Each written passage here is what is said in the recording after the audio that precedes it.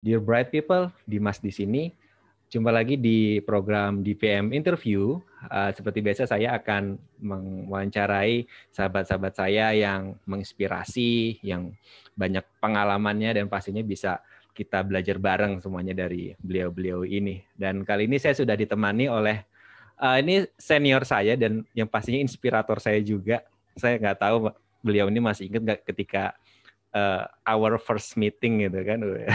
Kesannya ini banget gitu ya. Tapi benar beliau ini menginspirasi banget dan track recordnya sudah panjang sekali di dunia disabilitas khususnya. Beliau juga tunanetra dan saat ini domisili di Jogja dan kita akan belajar banyak dari beliau nih. Oke, nggak usah banyak kata, langsung saja. Please welcome Mas Muhammad Joni Yulianto. Halo Mas Joni, Assalamualaikum. Halo, Waalaikumsalam. Apa kabar Mas Senang Joni? banget diwawancara Dimas ini. Baik sekali. Saya terima kasih dong Mas Joni sudah mau menyempatkan waktu sarapannya nih untuk kita ngobrol bareng. Makasih banyak Mas Joni Sip, ya. sip. Sama-sama. Ya. Pokoknya ini surprise juga sih karena kan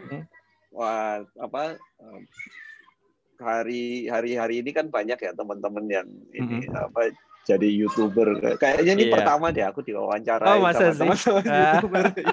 Wah, yang lain mungkin pada nggak ini nih nggak tahu kalau ada orang sekeren ini gitu kan ya.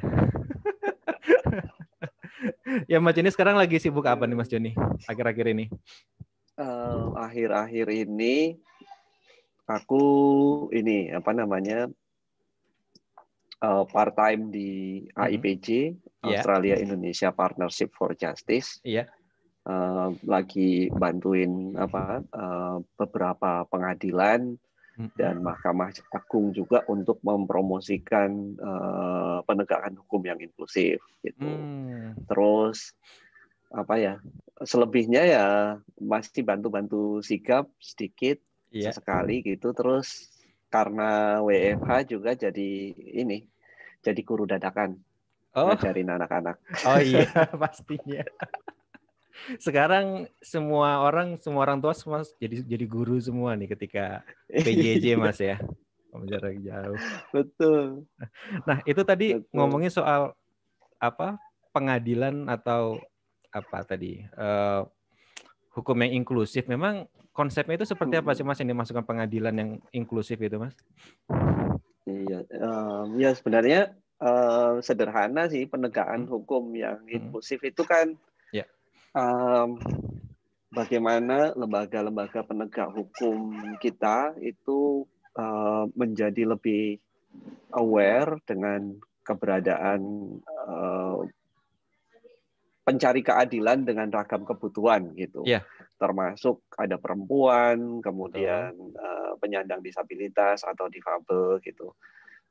Dan mereka dengan ragam kebutuhan yang lain. Artinya itu harus menjadi pertimbangan buat adaptasi prosedur mereka, kemudian juga adaptasi fasilitasnya dan seterusnya gitu.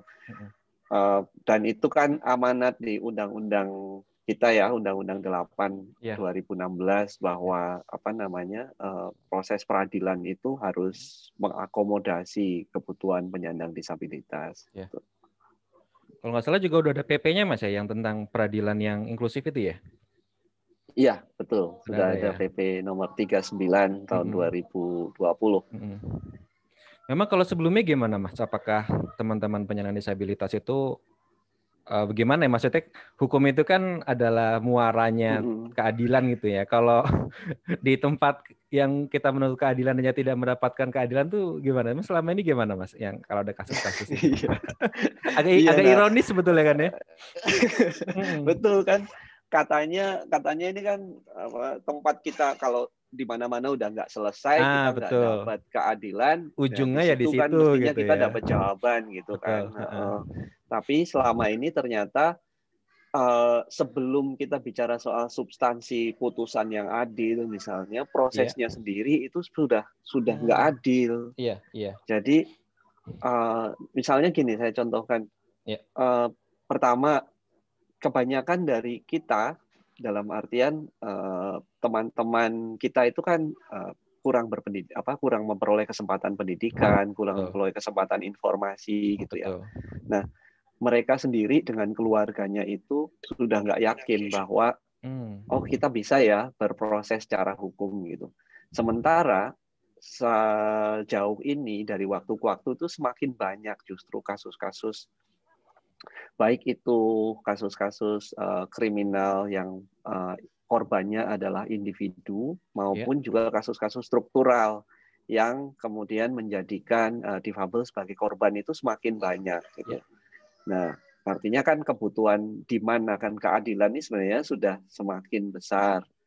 Nah, tapi tadi yang saya katakan prosedurnya sendiri itu sudah membuat nggak adil. Misalnya gini, kita datang ke polisi lalu lapor. Kasus sederhana aja, Pak saya mau lapor, saya tadi malam kecurian misalnya. Terus polisinya gampang aja dia bilang, kamu bisa mengidentifikasi nggak kecuriannya jam berapa? Oh bisa jam segini. Gimana kejadiannya? Oh iya saya dengar ABCD gini-gini orang masuk dan seterusnya. Kamu bisa mengidentifikasi nggak orangnya seperti apa? Nggak bisa Pak, saya kan tunanetra. Dia udah mengatakan loh, kan kejadian itu harus kamu lihat, kamu rasakan sendirilah. Kamu nggak bisa melihat, kamu nggak bisa bersaksi. Mohon maaf, kita nggak bisa proses gitu. Nah, tapi kan sebetulnya sesederhana itu. Sebetulnya gini, sorry, kalau misalnya tadi ditanyain, kamu kan nggak tahu siapa. Ya kan kalau kecurian kan biasanya orang lagi tidur pun juga nggak tahu siapa yang nyuri kan. Nah itu. Tapi seringkali itu nggak berlaku buat kita gitu, buat kasus kita. Yang lebih serius misalnya kasus pemerkosaan. Kasus pemerkosaan, korbannya tuli dan disabilitas intelektual gitu. Nah, ini lumayan banyak kasusnya. Betul, itu juga banyak yang berhenti di kepolisian. Betul, hanya karena dikatakan nggak bisa memberikan kesaksiannya nggak konsisten, nggak bisa mengidentifikasi pelaku, nggak ada saksi, nah kayak gitu-gitu. Padahal hal-hal seperti itu bisa diperdalam dengan cara dan proses menggali informasi yang lebih baik begitu. Nah itu kita baru bicara proses gitu. Dan itu di kepolisian, belum nanti di persidangan. Nah makanya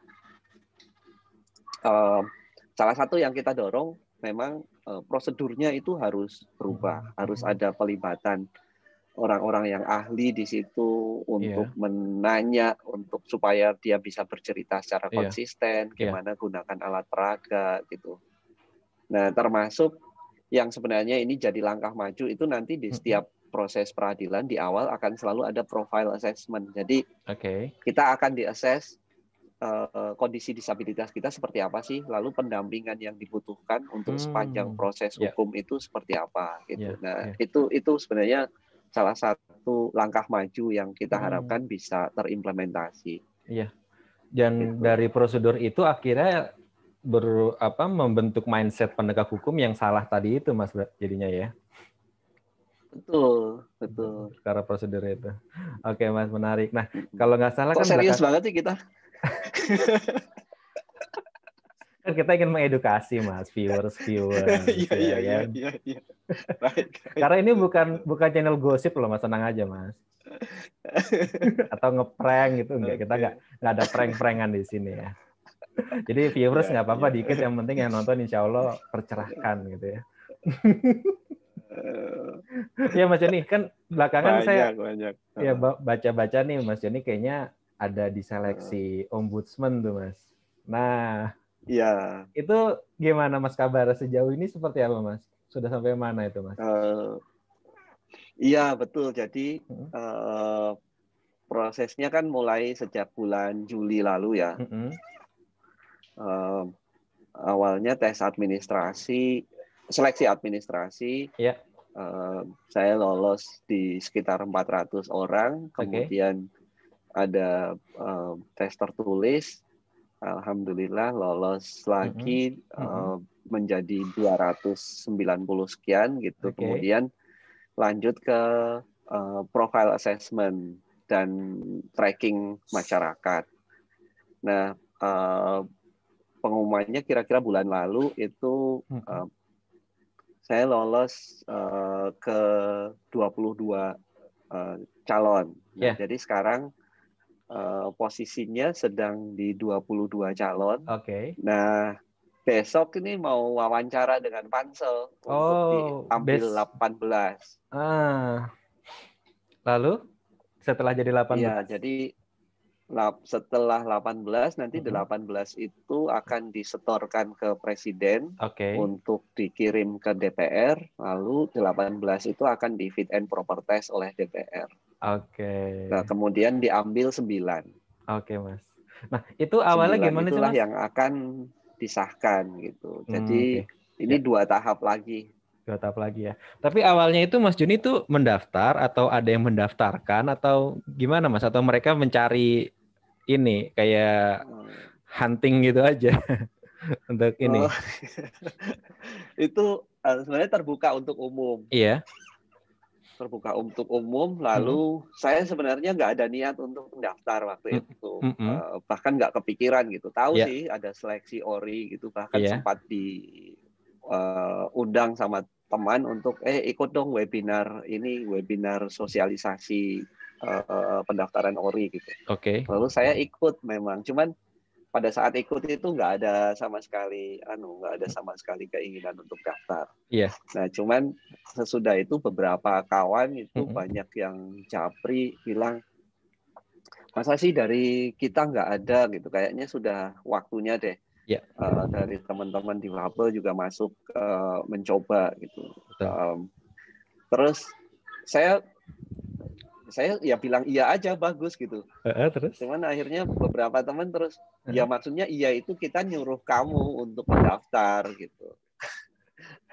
Nah, karena sebenarnya rencana saya itu tahun depan kuliah, bukan. Jadi mau lanjut S3, Mas? Iya, ada rencana seperti itu sebetulnya gitu. Cuman kemudian ya itu ngobrol dengan beberapa teman, salah satu teman itu ini nakal banget dia, jadi dia bilang kalau kuliah itu banyak ya manfaatnya buat orang ya gitu. Lalu terus saya masih jawab iseng juga loh, emang kalau jadi ORI banyak manfaatnya buat orang gitu. Nah, dia bilang sepanjang pejabat publik itu jujur dan menyalurkan aspirasi masyarakat ya pasti lebih banyak manfaatnya gitu. Nah, terus ya gitulah, kadang-kadang kan kita ngobrolnya memang agak keras tapi juga nggak marah-marahan gitu. Nah, terus karena agak ditantang seperti itu, ya saya pikir oke, siapa takut gitu. Cuman pada saat itu ya masih iseng aja, maksudnya nggak ada niat sama sekali, nggak ada harapan untuk jadi dan seterusnya. Pokoknya yang penting buat saya adalah teman-teman melihat bahwa saya nggak takut. Tapi Andalalah malah lolos ya, Mas, dari sekian 400 itu, Mas ya? Ya, alhamdulillah sampai sekarang kok prosesnya masih berjalan terus. Jadi ya akhirnya ya kalau memang ini jalan buat memperjuangkan kepentingan kita ya, saya akan serius gitu. Tapi kalaupun misalnya harus berhenti di tahap tertentu, paling tidak banyak pembelajaran, dan saya berharap akan lebih banyak teman-teman yang lain yang juga mewarnai di jalur-jalur itu. Iya. Nah, ini aja nih, Mas. Anggap aja pre-interview sebelum interview sama pansel besok nih, Mas. Nah, kira-kira kalau Mas Joni nanti bergabung dengan Ombudsman, yang di mana Ombudsman itu kan lembaga untuk ini, Mas, ya, kayak semacam kayak memediasi kalau misalnya publik itu ada yang komplain dengan fasilitas publik itu kan, Mas ya, dengan layanan publik. Ya, nah, itu kira-kira betul. Nanti mungkin Mas Joni bisa jelasin lebih jelas lagi, Mas ya, lebih lanjut. Nah, apa yang sih ingin Mas Joni bawa ketika nanti misalnya Mas Joni memang masuk bergabung di Ombudsman sebagai salah satu komisioner berarti disebutnya ya? Iya. Pertama, saya ingin mengarusutamakan inklusivitas itu dalam pengawasan pelayanan publik. Iya. Artinya kita kan di luar selalu bicara bahwa penyelenggara layanan publik, PU, kemudian pengelola gedung, kemudian rumah sakit, sekolah dan seterusnya harus inklusif gitu kan. Yeah. Nah ini kan nggak cukup hanya suara dari masyarakat, kemudian juga regulasi seperti itu. Yeah. Pengawasannya pun harus menjadikan itu sebagai prinsip yang melekat dan selalu mengingatkan. Gitu. Jadi itu agenda utama yang ingin saya bawa. Artinya bagaimana caranya ya kapasitas mereka harus dibangun, ombudsman dan perwakilannya harus punya perspektif yang baik tentang bagaimana inklusif layanan publik itu inklusif. Gitu. Yeah. Mungkin softwarenya juga harus disiapkan gitu, instrumen-instrumennya. Karena selama ini menurut saya kelemahan ORI adalah dia terjebak pada jargon pengawasan maladministrasi. Yeah. Padahal kalau di Undang-Undang Layanan Publik itu banyak azas pelayanan publik yang harus diterjemahkan karena dia cukup abstrak. Misalnya soal fasilitas pelayanan yang memberikan perlakuan khusus bagi kelompok rentan. Ada itu eksplisit. Kemudian non-diskriminatif. Nah, artinya barang-barang itu atau azas itu kan abstrak ya dan perlu dikonkretkan ke dalam kriteria-kriteria yang lebih konkret. Apa sih sebenarnya layanan khusus bagi kelompok rentan? Apa sih sebenarnya non-diskriminatif itu gitu, bukan hanya sekedar antrian khusus gitu-gitu kan? Betul. Nah, terus yang kedua yang ingin saya dorong adalah pengawasan pelayanan publik berbasis masyarakat. Nah, saya udah buka-buka nih ya karena seleksi ini jadi buka laporan ORI 3 tahun terakhir. Sangat sedikit sekali hal-hal yang ditangani yang berkaitan dengan suara masyarakat rentan. Oke. Apalagi suara difabel gitu. Lebih banyak kasus-kasus yang melibatkan korporasi atau katakanlah swasta yang menjalankan layanan publik karena anggaran dari negara gitu, atau karena kepentingan yang memang menjadi agenda negara. Atau misalnya kasus-kasus lain, misalnya kasus tanah gitu. Dan itu pun penyelesaiannya bukan penyelesaian yang sistemik. Nah, saya berharap dengan masuknya saya di sana nantinya gitu, hal-hal yang berkaitan dengan pelayanan publik yang dirasakan oleh difabel atau penyandang disabilitas itu lebih banyak dilaporkan ke ORI. Tapi selain itu juga sebenarnya ombudsman itu punya tugas yang bisa lebih dikuatkan, yaitu tugas untuk melakukan investigasi secara independen. Jadi tidak harus ada laporan. Katakanlah misalnya di grup gitu, sederhananya kita menemukan loh kok ada 5 orang, 3 orang yang daftar sekolah misalnya tidak diterima, bukan ditolak, tapi sekolah nggak mau nerima karena bilangnya nggak ada guru yang akan menangani dan seterusnya. Itu ORI sebenarnya punya punya ruang untuk melakukan investigasi independen. Kok ada informasi seperti ini, bagaimana kejadiannya, apakah ini sistemik, atau kalau sistemik kemudian di mana bottleneck-nya, kalau tidak sistemik kemudian letak kesalahannya di mana, lalu dia bisa mengeluarkan rekomendasi atau bahkan dia bisa memanggil dan memediasi para pihak itu. Tugas lain yang ingin saya kuatkan adalah tentu di ranah pencegahan. Nah, karena dia mengawasi, dia punya peran untuk mencegah. Nah, peran mencegah itu seharusnya bisa banyak dilakukan dengan edukasi kepada penyedia layanan publik, kemudian mempertemukan penyedia layanan publik dengan pengguna yang selama ini merasa belum terlalu terjawab kebutuhannya akan layanan publik, begitu. Kira-kira karena Mas Joni kan tadi awalnya berawal dari iseng, ditantang, terus sudah tercemplung nih Mas, sudah masuk ke proses. Seberapa yakin sih Mas Joni bakal terpilih nanti jadi sampai tahap akhir, Mas? Oh, yakin dong. Yakin ya? Yakin dong. Yakin. Yakin. Kayaknya dari tadi penjelasan Mas Joni saya juga yakin insya Allah. Oke, Mas Joni. Mas Joni. Saya ada rapid test nih Mas, sedikit Mas. Ya, tapi nggak perlu dites ini loh, nggak perlu tes darah ya, cuma pertanyaan aja kok. Jadi quick answer aja. Malang banget ya, barusan kemarin swab, sekarang rapid. Oh, baru PCR ya. Ya Mas Joni.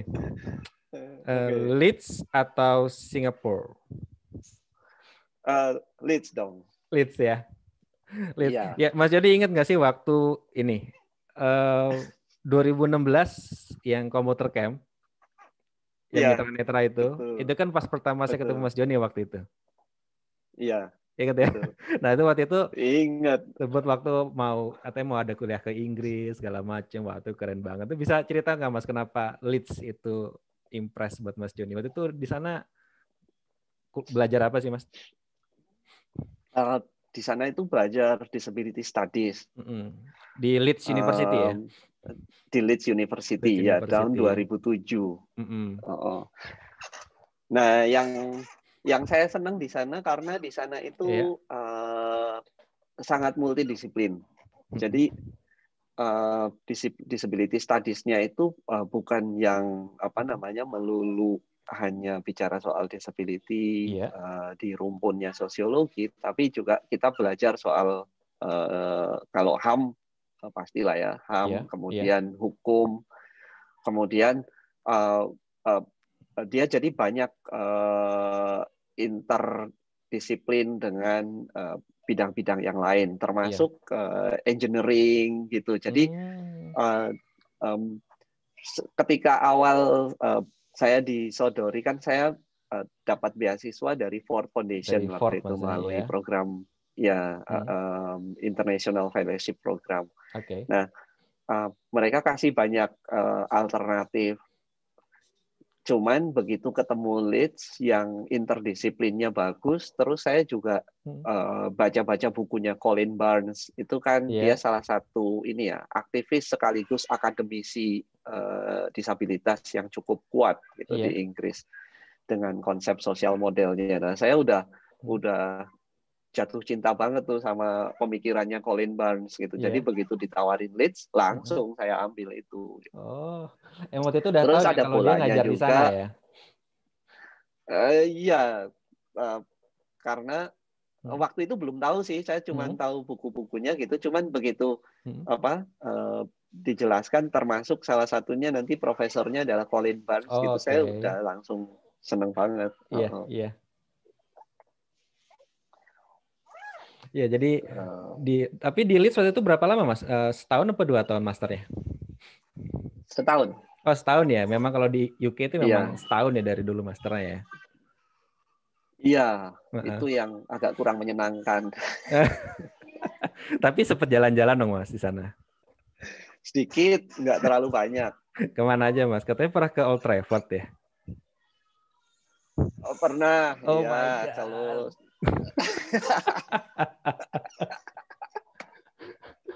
Terus ya kalau kota-kota sekitar mah hampir tiap bulan karena PPI kan lumayan aktif di Inggris gitu. Kemudian beberapa yang jauh juga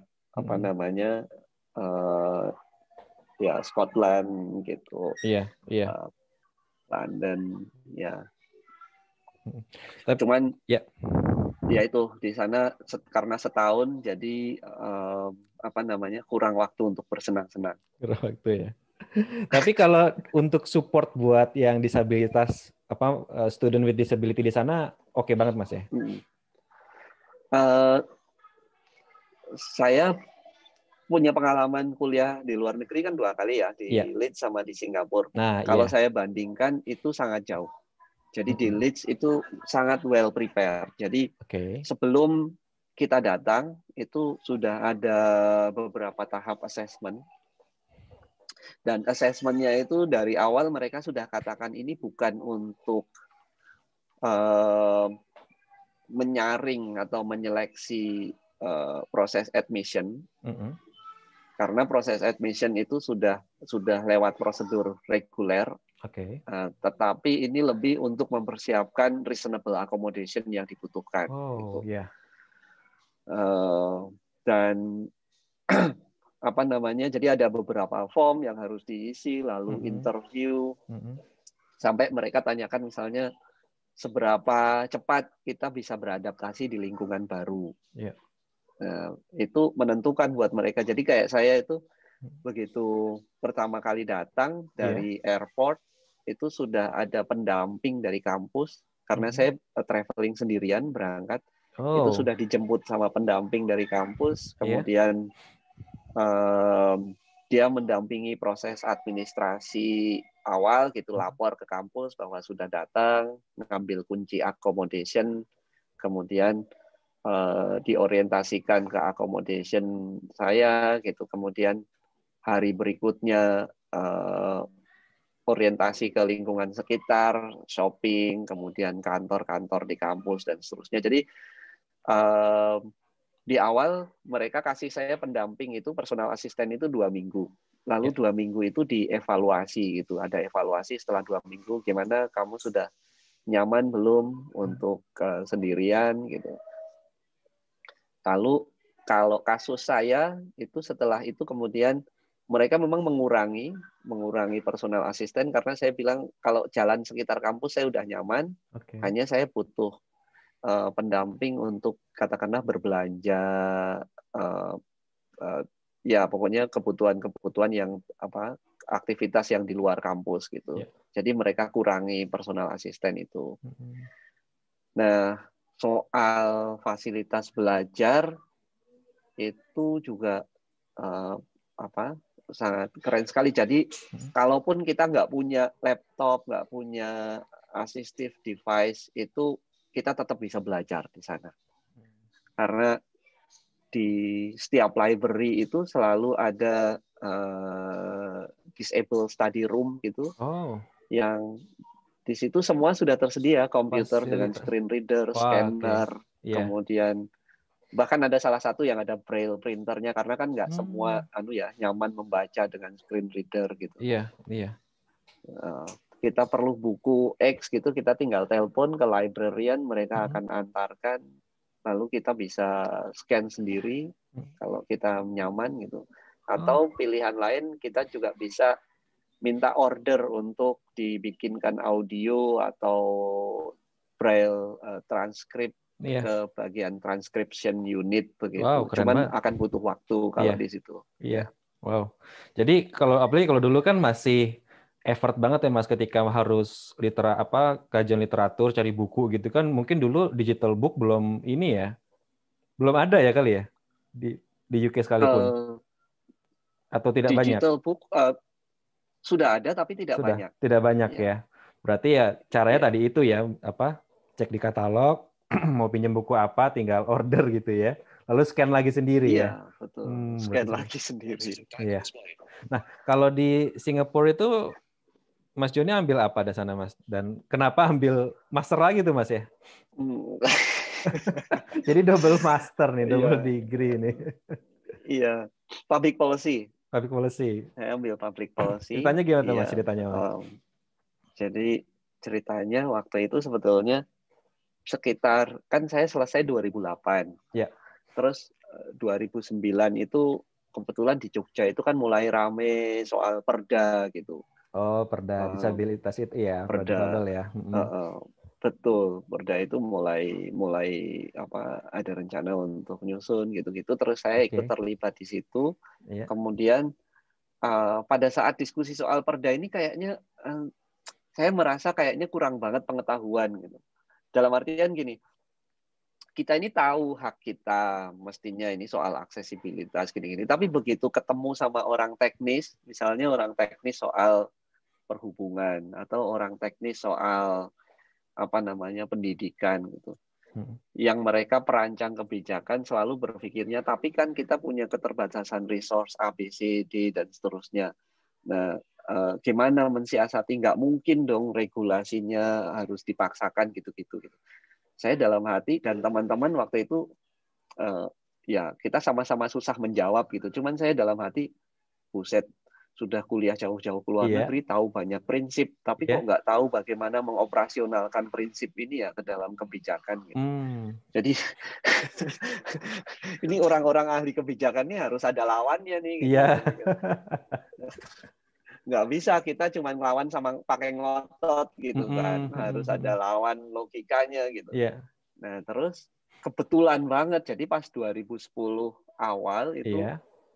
Nggak awal juga sih, menjelang pertengahan dan hampir tutup itu pendaftarannya itu, ada beasiswa dari Nippon Foundation yang teman saya itu forward gitu. Ini ada beasiswa nih dari Nippon Foundation Public Policy gitu. Kebetulan si teman ini juga dia kawan saya di Afrika, dia disupport oleh Nippon Foundation dan dia tahu bahwa program ini untuk ASEAN gitu. Nah, terus dia forward ke saya, langsung saya nggak pikir dua kali, langsung daftar.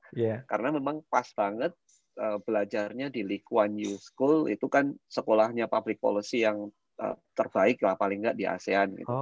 Dulu ya, sekarang nggak tahu. Terus saya daftar dan alhamdulillah keterima juga gitu.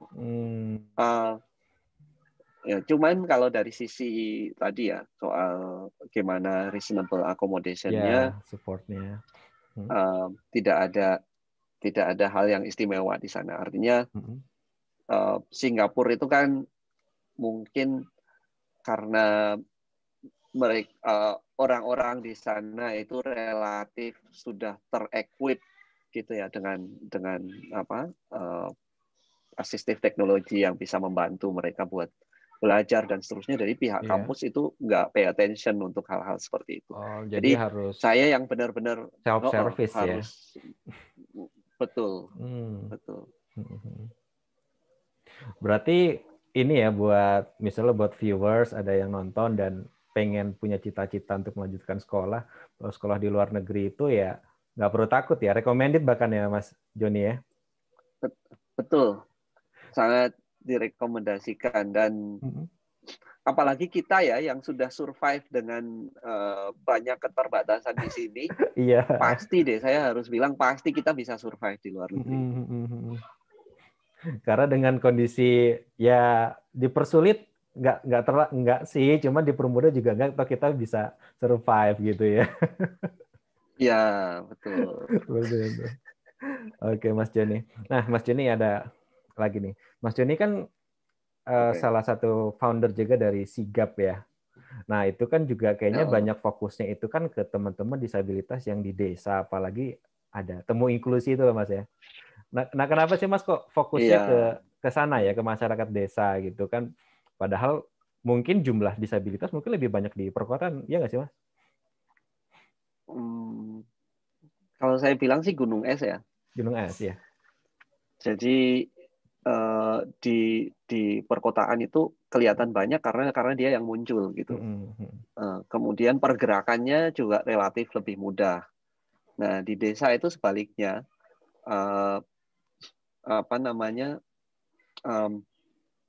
nggak banyak ruang untuk mereka muncul, kemudian nggak banyak ruang untuk bergerak gitu. Jadi waktu kami mulai berfokus di desa itu sebenarnya pertama pokoknya harus melakukan sesuatu yang berbeda dan belum banyak dikerjakan gitu. Kalau soal desa kan nggak ada yang ngerjakan. Betul. Kemudian juga sebenarnya salah satu alasan lain juga kita ingin membangun image bahwa mengadres disabilitas dengan aksesibilitas, dengan reasonable accommodation dan seterusnya itu tidak harus dimulai dari daerah yang lebih maju, tidak harus dimulai dengan resource yang banyak, dengan sumber daya atau uang yang besar, dengan sesuatu yang mahal-mahal dan seterusnya gitu. Jadi aksesibilitas itu nggak harus mahal, dia bisa murah, dia bisa pakai produk lokal dan seterusnya gitu. Termasuk dan waktu itu momentumnya kebetulan dapat karena Undang-Undang Desa kan 2014 disahkan ya. Betul. Dan Dan kita melihatnya dengan undang-undang desa itu banyak celah buat mengintervensi resource yang akan datang ke desa itu supaya lebih berpihak ke masyarakat. Gitu. Ya, ke situ Mas Joni ya. Berarti ada peluang di undang-undang desa, lalu juga ini juga masih belum banyak yang menyentuh ya. Belum menyentuh, akhirnya Mas Joni dan kawan-kawan fokus ke situ ya.